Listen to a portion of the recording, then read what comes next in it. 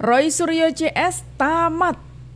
Beredar video di sosial media, Humas Polda Metro Jaya mengatakan bahwa berkas laporannya Pak Jokowi sudah siap masuk persidangan. Waduh, beneran nggak nih? Pak Roy Suryo, gimana ini? Siapkah Anda untuk menjadi tersangka? Panik nggak? Ayo panik nggak? Pasti panik lah. Masa enggak? Coba deh kita tonton videonya dulu teman-teman di video berikut ini. P21 dari Jaksa Penuntut Umum sudah diserahkan. Artinya apa? Berkas sudah lengkap, bukti dan tersangkanya sudah ada. Kita dengarkan beritanya dari breaking news ini. Kita lihat. Baik, rekan-rekan, penyidik dari Direktorat Reserse Siber Polda Metro Jaya telah menerima surat P21 dari rekan-rekan Jaksa Penuntut Umum yang menyatakan bahwa berkas perkara dinyatakan sudah lengkap. Kemudian penyidik melakukan komunikasi dan koordinasi, disepakati untuk pelaksanaan tahap 2. Tahap 2 adalah penyerahan tersangka dan barang bukti. Itu disepakati besok lusa, hari Kamis tanggal 5 Juni 2025. Nah, itu beritanya untuk hari ini.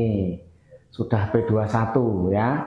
Berarti ya mungkin punya pendapat lah yang lain, silakan.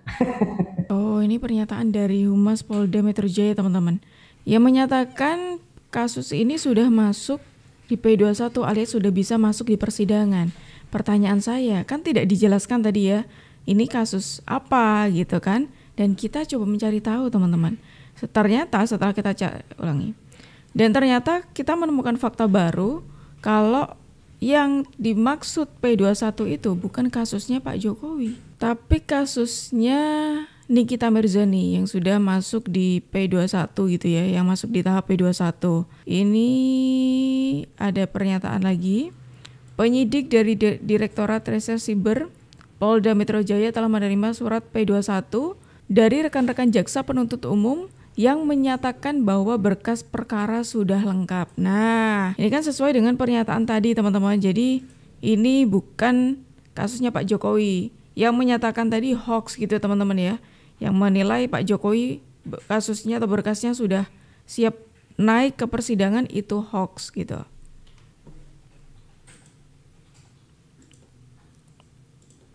Proses pendalaman ini membutuhkan waktu, kecermatan, ketelitian, proses masih berlangsung ya, proses pendalaman masih berlangsung terus.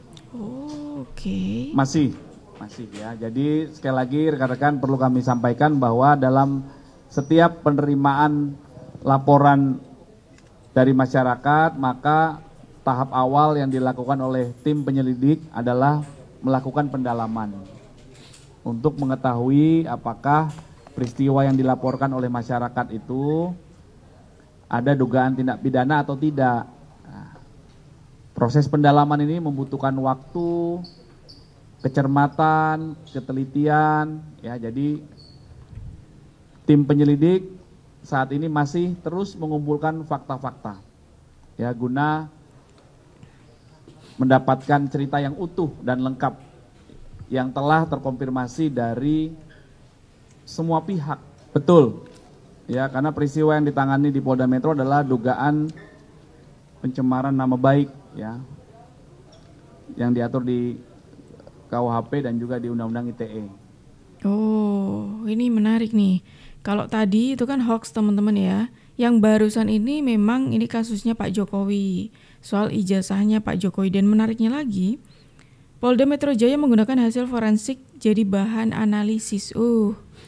Ini Bung Roy Suryo kawan-kawan dan kawan-kawan ini seketar-ketir apa ya?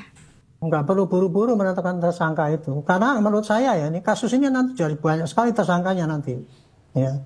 Karena dari perdebatan di atas media selama ini dalam rangka membahas kasus ini, itu banyak sekali bertebaran tindakan-tindakan pidana yang isinya ujaran kebencian, fitnah, provokasi dan sebagainya.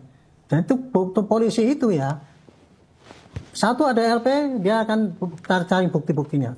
Tetapi kalau di dalam penyidikan itu ditemukan lagi ada tindak pidana, maka dia boleh membuat ini satu pengusutan lagi untuk tindak pidana yang dilakukan itu gitu.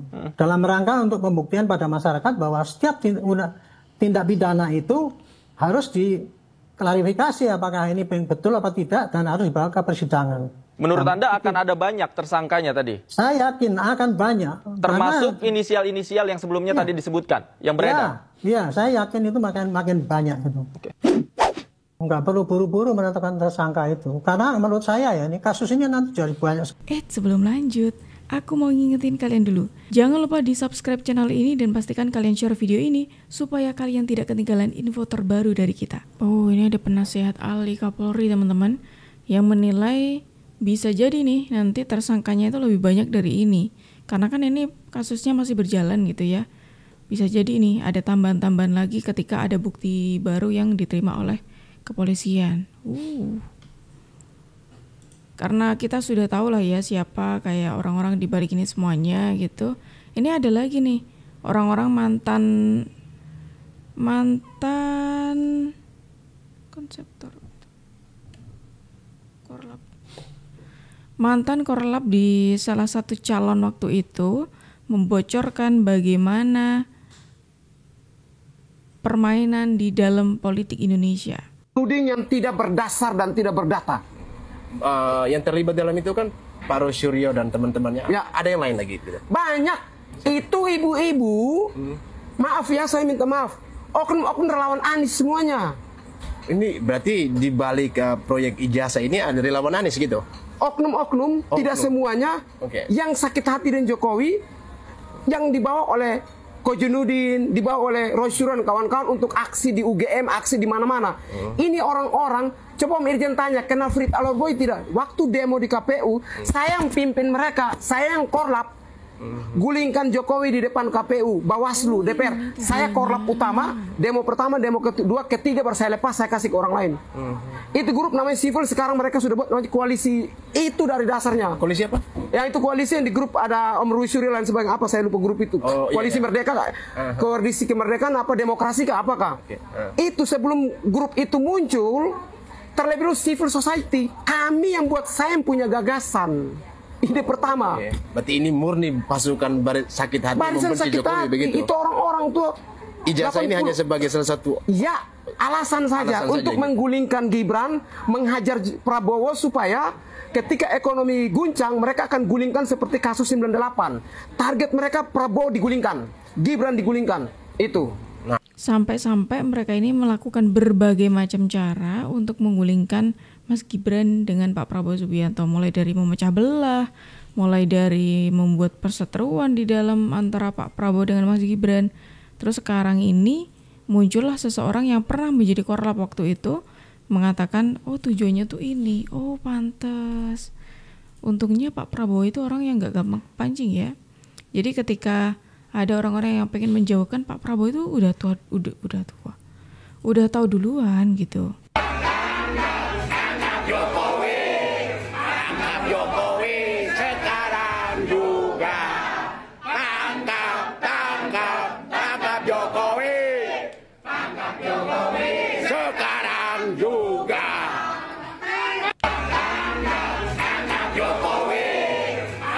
Jokowi sekarang juga tangkap. Loh, kok Pak Jokowi yang diminta ditangkap? Harusnya ini kalian ini yang ditangkap. Karena sudah membuat gaduh, membuat onar, tidak bisa membuktikan ucapannya, suka sebar hoax. Apalagi teman-teman, apalagi nih, silakan kalian tulis di kolom komentar ya. Dan menurutku kalian ini yang seharusnya dipenjara, ditangkap dan diadili gitu loh. Bukan Pak Jokowi. Kalian yang selama ini membuat gaduh, kalian yang selama ini membuat resah masyarakat. Terus kalian mengatakan tangkap Jokowi. Waduh. Gimana tuh cara berpikirnya? Sebelum lanjut, aku mau ngingetin kalian dulu. Jangan lupa di subscribe channel ini dan pastikan kalian share video ini supaya kalian tidak ketinggalan info terbaru dari kita. Kenapa Presiden Jokowi? Kenapa? Kalau Anda melihat saya, kenapa? Apakah Anda ingin saya dipenjara? Maka izin Pak Rizal, saya bocoran dikit. Kami juga sudah.